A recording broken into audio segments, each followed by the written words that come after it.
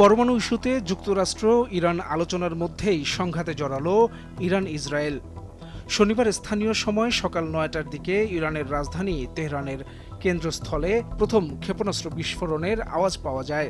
অন্তত ৬টি শহরে ক্ষেপণাস্ত্র হামলা ঘটেছে বলে জানিয়েছে ফার্স নিউজ এবং ইরান।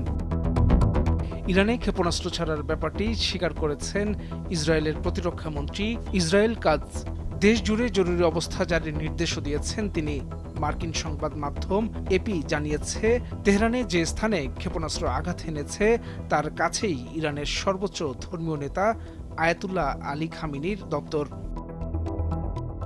ইসরায়েলের প্রধানমন্ত্রী বেনিয়ামিন নেতানিয়াহু এক বিবৃতিতে বলেছেন, যুক্তরাষ্ট্র ও ইসরায়েল ইরানের সন্ত্রাসী শাসক গোষ্ঠীর তৈরি করা হুমকি দূর করতে একটি অভিযান শুরু করেছে।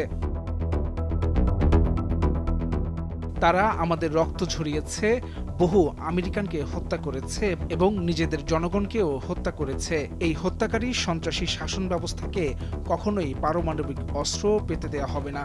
এই হত্যাকারী সন্ত্রাসী শাসন ব্যবস্থাকে কখনোই পারমাণবিক অস্ত্র পেতে দেয়া যাবে না, যা তাদের সমগ্র মানবজাতিকে হুমকি দেওয়ার সুযোগ করে দেবে। তেহরান সহ কয়েকটি শহরে হামলার পর ইসরায়েলকে লক্ষ্য করে ক্ষেপণাস্ত্র ছুড়েছে ইরান এবং সেগুলো রুখে দেওয়ার কথা জানিয়েছে ইসরায়েলের বিমান বাহিনী।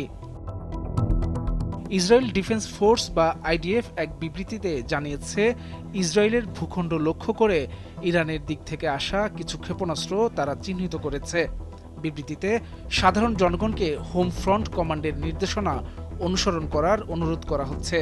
এরই মধ্যে ইরানিদের উদ্দেশ্যে বার্তা দিয়েছেন ট্রাম্প। তেহরান ও আরও কয়েকটি শহরে হামলার প্রসঙ্গ উল্লেখ করে ট্রাম্প বলেছেন, যুক্তরাষ্ট্র ইরানের ক্ষেপণাস্ত্র কারখানা ও নৌবাহিনী ধ্বংস করবে।